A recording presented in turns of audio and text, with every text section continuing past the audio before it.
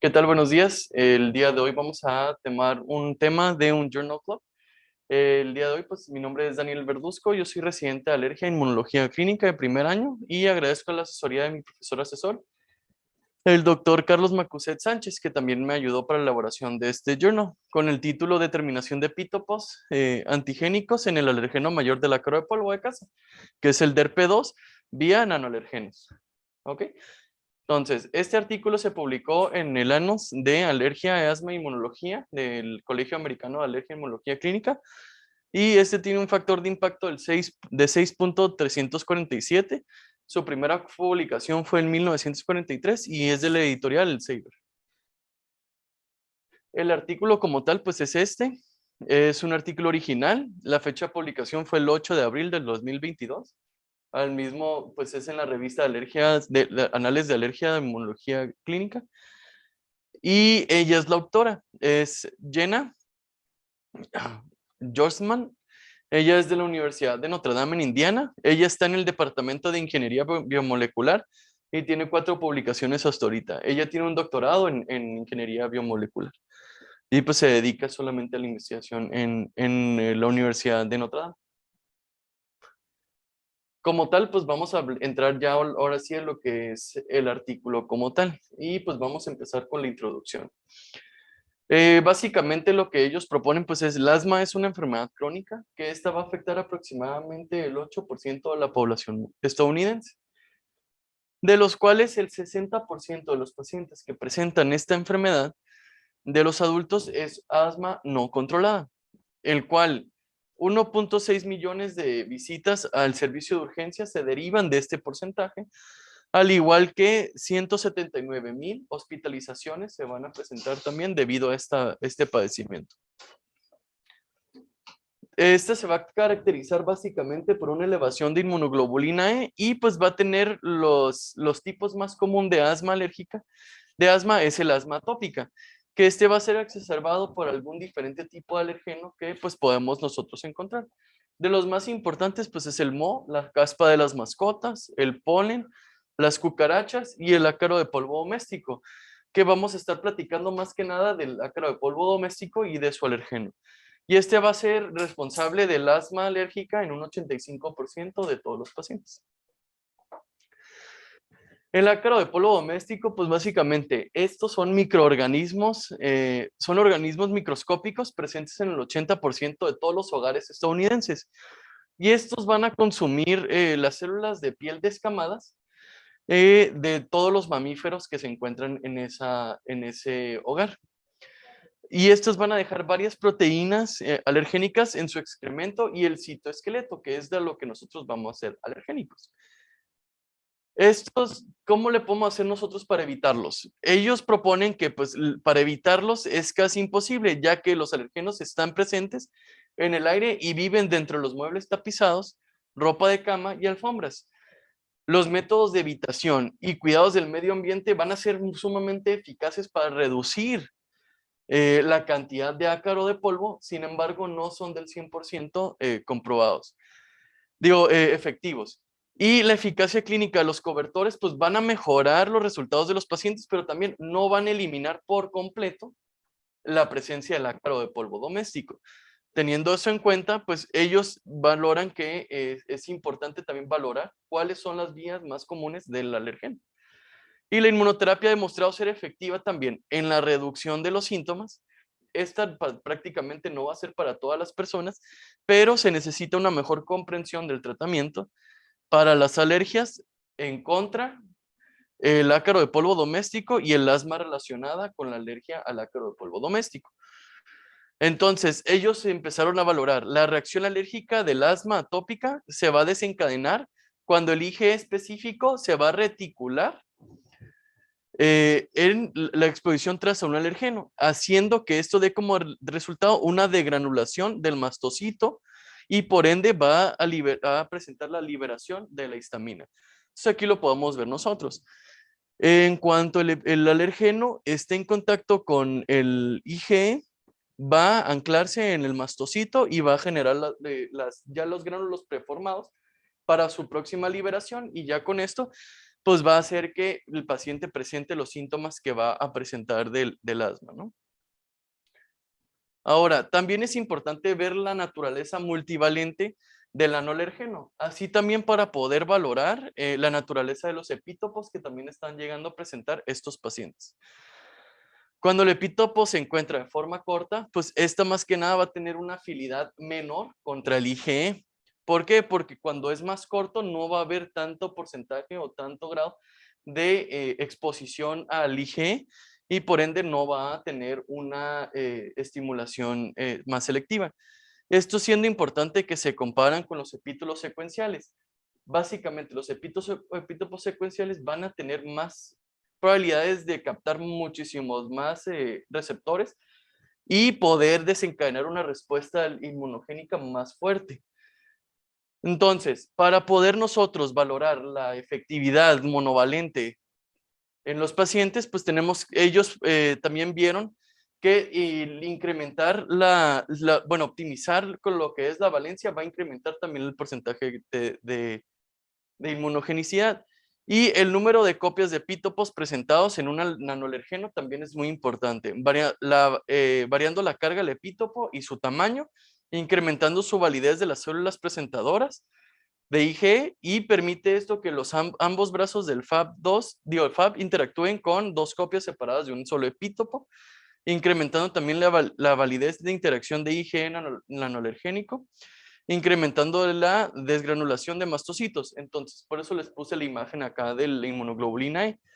Si ustedes ven, básicamente de lo que estoy hablando es, el antígeno va a tener un solo receptor, pero ellos con lo que ellos realizaron, pues van a ver que tanto el incremento de la validez presentadoras dije, tanto ambos brazos del Fab van a tener diferentes tipos de receptores para poder tener muchísimo más estimulación del IgE y poder así sobrellevar la respuesta inmunológica al huésped.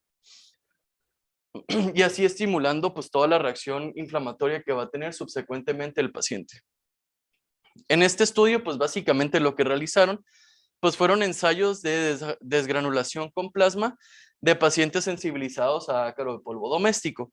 Ellos utilizaron anolergenos cargados de forma multivalente con copias de un epítopo y se realizaron ensayos con anolergenos para valorar la posibilidad entre cooperatividad cuando se presentan los epítopos múltiples y la identificación de porciones del alergeno va a ser una herramienta para mejorar el tratamiento y opciones diagnósticas para alergias del ácaro de polvo doméstico.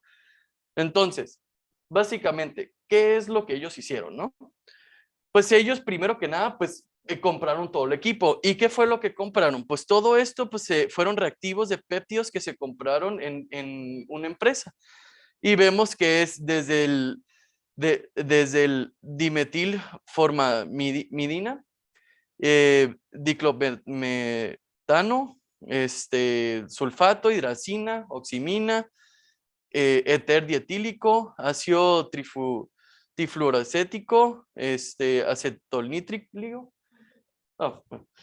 Básicamente, pues ellos compraron bastantes productos químicos para poder llevar a cabo este estudio. ¿Y qué es lo que pues empezaron a hacer, no? Dentro del análisis estadístico, pues midieron las barras que se presentan en SD de triplicados. Los datos del ensayo de desgranulación son representados en varios experimentos y los valores de medias SDIP se calcularon utilizando el software de GraphPad Prism de San Diego, California. Y los valores de P se calcularon con un análisis de varianza de 2 vías. También, en el análisis de las proteínas, pues ellos utilizaron análisis y estudio de estructuras proteicas cristalinas, como lo podemos ver acá en la imagen de la derecha. Pues ellos identificaron la estructura y el espacio de los epítopos potenciales mediante el UCSF quimérico. Y la estructura cristalina del P2, ellos obtuvieron la estructura del banco de datos de las proteínas, que es el que podemos ver ahí en la imagen de la derecha. Es el que usualmente es el más alergénico y es el que ellos básicamente solamente estudiaron. El análisis de las proteínas, pues utilizaron los péptidos, se sintetizaron utilizando un sintetizador de péptidos asistido, por microondas Liberty Blue, o de forma manual en un agitador de acción manual, de muñeca, perdón, siguiendo la química convencional de FMOC en una resina de NovaPeg, Ring y Mide LL.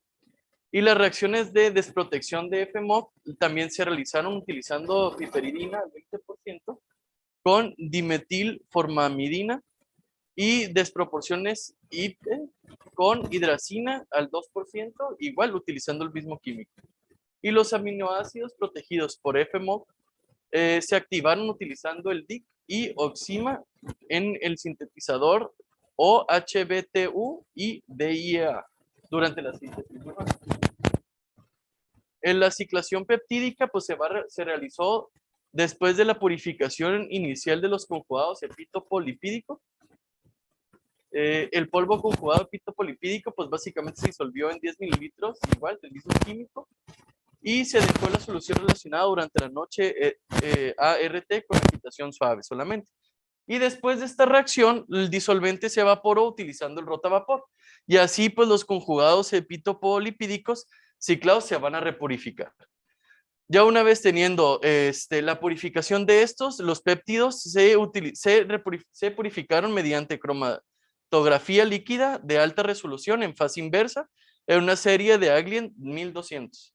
Y los conjugados peptidolipídicos se purificaron con una columna de Sorbach y gradiente de isopropanol. Todos los productos se purificaron en más del 90% de pureza. Después de la purificación, la identidad del producto se confirmó mediante la espectrometría de masas del tiempo de vuelo cuádruple. La estructura celular, pues se utilizaron lo que es las células RBL SX38 y ahí se cultivaron en medios esenciales mínimos con 10% de suero fetal, 1% de L-glutamina, 1% de penicilina streptomicina y 1.2 miligramos por mililitro de G418, que ese es un agente selectivo para las células RBL y van a expresar el receptor de IG de alta afinidad humana, que es el FCER1. Y las células se dividen cada 2 a 3 días y las dejaban cultivar por no más de 4 semanas para ver cómo crecían. La preparación y la caracterización de los nanoenergenos, pues los nanoenergenos se prepararon mediante el método de hidratación de película seca, en viales conjugados epitopolipídico purificados en las proporciones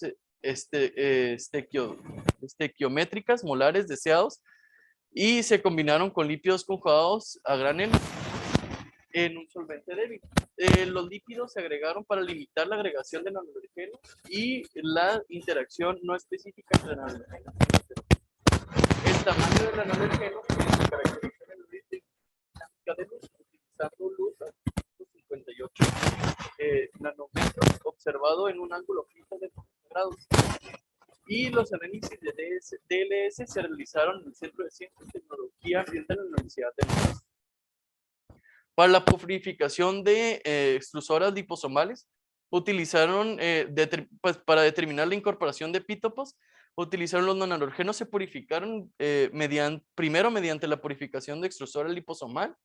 Las soluciones de nanoenergenos se extruyeron a través de membranas de policarbonato de 30 nanómetros a temperatura ambiente para eliminar cualquier líquido o no incorporado, lípido no incorporado, y se evaluaron muestras pre-LEP antes, o sea, de purificación y post-purificadas, de cada nanoenergeno mediante RP-HPLC, y este se va a determinar mediante el área debajo de la curva del cromograma de cada uno de ellos. Las AUC pre-purificación son incorporadas al 100% también, y esto se va a calcular pues según la ecuación que los autores propusieron aquí en este artículo. Y los ensayos de desgranulación, pues básicamente pues utilizaron células que se colocaron 50,000 células por mililitro en una placa de cultivo de 98 pocillos, que va a tener 100 mililitros de cada una de estas células por pocillo y se dejan unir durante la noche hasta que las células ya estén confluentes. Luego se retira el medio y se incuban durante la noche en el plasma humano al 10% en medios de crecimiento completo. Y así, pues al día siguiente, en la mañana, las células pues se lavan 2 veces y se reemplazan con los medios para eliminar las impurezas y estabilizar las células antes del ensayo. Después de la incubación de 3 horas, las células se lavan 2 veces con buffer de tiroides y se introducen alergenos para provocar respuesta de desgranulación. Entonces, ¿qué resultados obtuvieron los autores? Salud. Pues los epítopos evaluados se destacaron en la estructura cristalina del DERP2, que aquí lo podemos ver tanto de frente como de atrás. Y estos son los epítopos que ellos encontraron que tenía el mismo alergeno del DERP2. También ellos valoraron que tenían 2 tipos diferentes de lotes de nanoalergenos, presentándose con 2 combinaciones diferentes. La primera, la combinación número 1, es de epítopos 2, 5, 7 y 9, que prácticamente esta no tenía ninguna relevancia inmunológica significativa, con un valor P de menos del 0.05. Y la combinación número 2, que era la que más tenía inmunogenicidad, eran los epítopos 1C, 3, 4 y 8, que estas van a inducir la desgranulación a concentraciones de nanoalergenos de 10 a 1000 para ambas muestras de los pacientes. Entonces, estos son los que más tenemos que estar enfocados. Como yo les había comentado en la diapositiva previa, pues la combinación número 1 así fue la menos significativa en comparación con la combinación número 2, fue la que presentó también muchísimo más inmunogenicidad. Y teniendo en cuenta, los autores encontraron que 2 o más de los epítopos en combinación 2 fueron inmunogénicos, y al momento también de combinar estos mismos epítopos, tienen un efecto cooperativo muchísimo mayor y pueden generar una respuesta todavía más fuerte inmunogénica. Entonces, como les había comentado, los epítopos de la combinación 2, o sea, el 1C, 3, 4 y 8, van a tener 2 lados de la moneda. El epítopo número el 4 es el que más se observó que tiene mayor inmunogenicidad en todos los pacientes. En cambio, el epítopo 1C fue el menos inmunogénico, teniendo en cuenta esto que pues es una combinación de todos los epítopos los que también van a generar una respuesta inmunológica a largo plazo. Y por ende, pues por la estructura que nosotros valoramos en la imagen, pues tenemos en cuenta que el 1C no está muy cercano al epítopo 4, pero más adelante les voy a explicar una importancia acerca de esto. Entonces, también ellos valoraron que lograron una desgranulación del 36 al 46% cuando ya se combinaron estos 2 epítopos. Básicamente, el 1C, que era el menos inmunogénico, con el 4, que es el más inmunogénico, generó una una liberación de mastocitos, de histamina, más fuerte y más potente que por sí solos, al igual el 3, 4 y 4, 8. Y los pares 3 y 8 también lograron, pero en una cantidad muchísimo menor, pero un 20%, una desgranulación también de lo que es la liberación de histamina. Y recordar que los epítopos 1S, 2, 5, 6, 6C y 9 desencadenan la desgranulación cuando se presentaron en combinación siempre con el epítopo número 4. Tenemos que tener en cuenta esto para futuros tratamientos.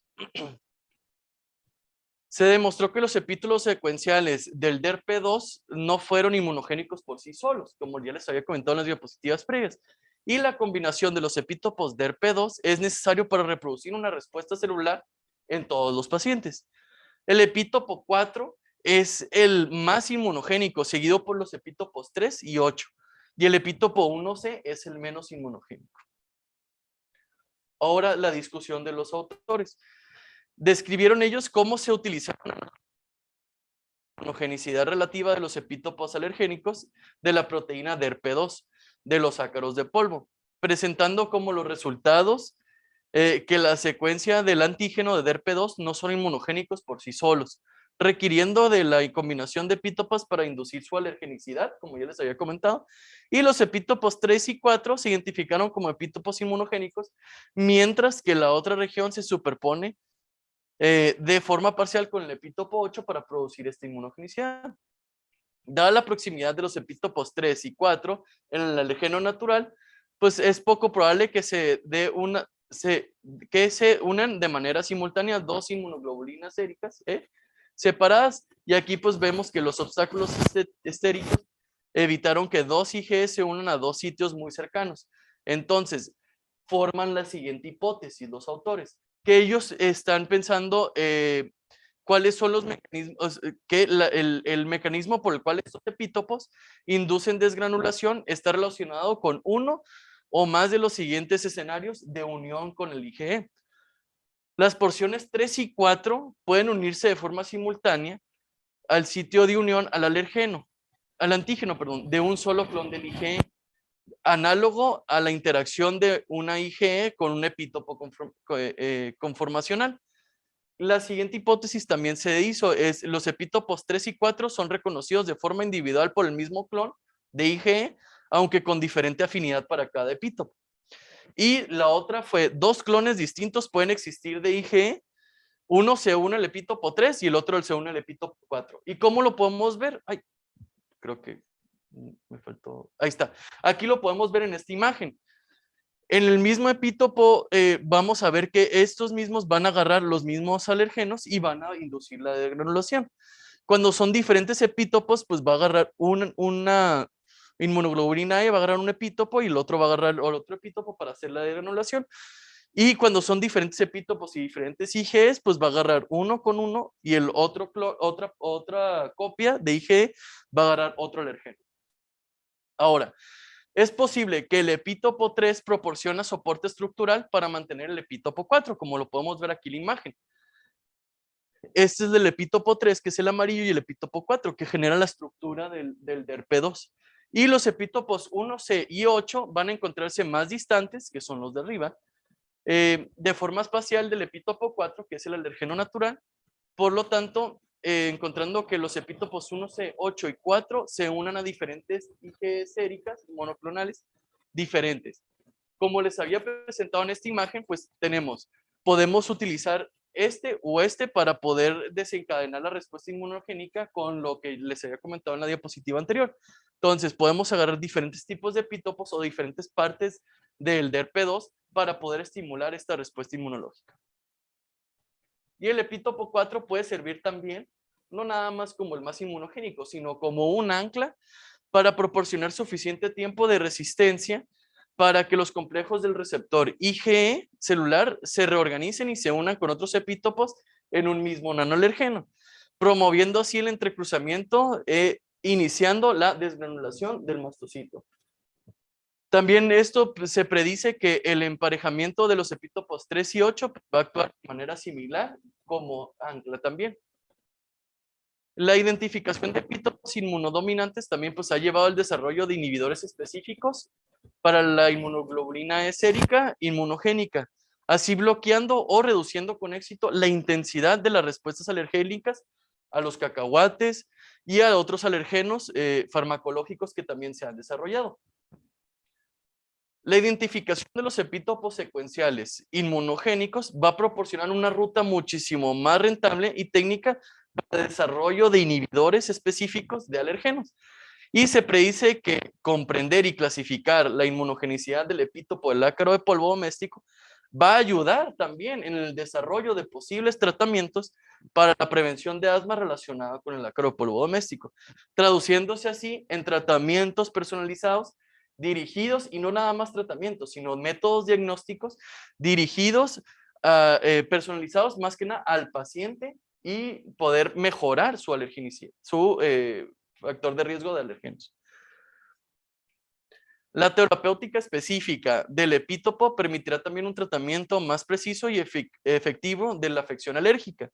La identificación de epítopos inmunodominantes puede permitir el desarrollo de inhibidores específicos de IgE que pudiera tratar las alergias del ácaro de polvo doméstico y el asma al bloquear de manera selectiva la unión del IgE a los alergenos del ácaro de polvo doméstico.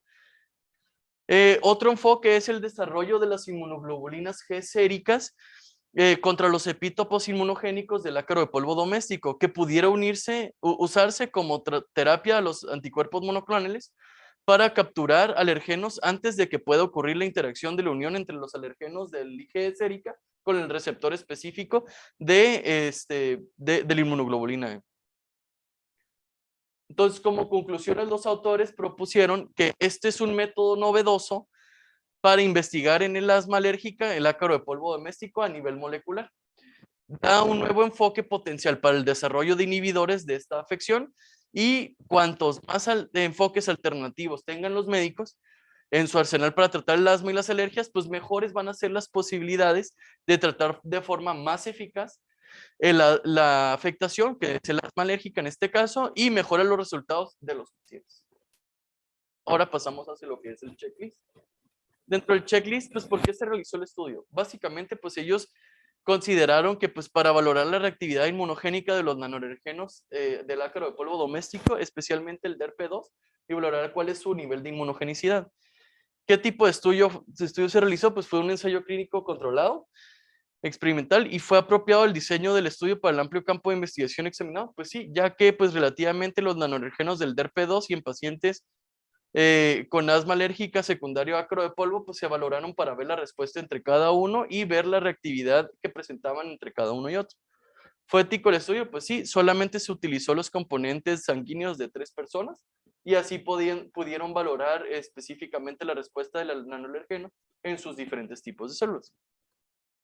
¿El estudio fue original? Sí. Ellos confirman cuál es el nanoalergeno más implicado en la alergia al ácaro de polvo doméstico. ¿Sobre quién es? Pues básicamente son los nanoalergenos que llega a presentar el ácaro de polvo doméstico y los epítopos.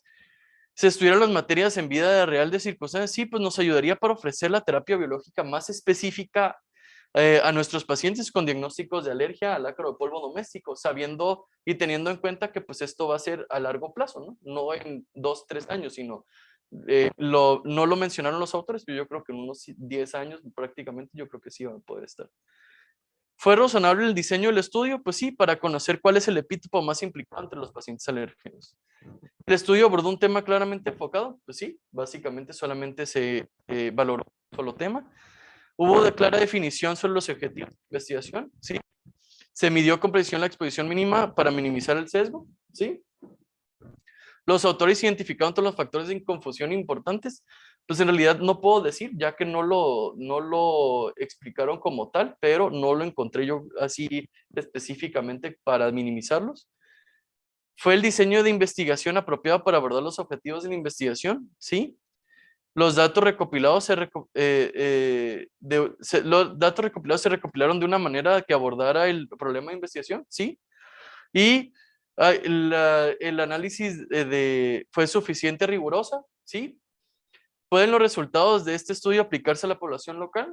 Sí, también. Básicamente, en un futuro vamos a también necesitar valorar lo que es la biología molecular para poder tratar las enfermedades alérgicas en un futuro. Ahorita en lo cual, en el presente, pues no se utiliza como tal, utilizamos solamente el alergeno completo, pero en un futuro va a ser necesario poder valorar cada epítopo y dar el tratamiento específico para cada epítopo que presenten nuestros pacientes. ¿Son válidos los resultados? Pues sí. ¿Describe el artículo un problema clínico importante examinado a través de una pregunta de forma clara? Sí. ¿Fue apropiado el enfoque cualitativo? Claro. ¿Cuáles son los resultados? Pues el epítopo 4 fue el que más demostró ser el más inmunogénico y es el más importante para también las reacciones de alergia mediado por el ácaro de polvo doméstico. ¿Son creíbles los resultados? Y de ser así, ¿son clínicamente importantes? Sí. ¿Qué conclusiones se sacaron y se justificaron los resultados? Pues el estudio con alergenos en pacientes ayudará a personalizar el tratamiento en pacientes alérgicos. ¿Y los resultados me ayudarían a cuidar a mis pacientes? Claro que sí. Y pues sería todo por mi parte.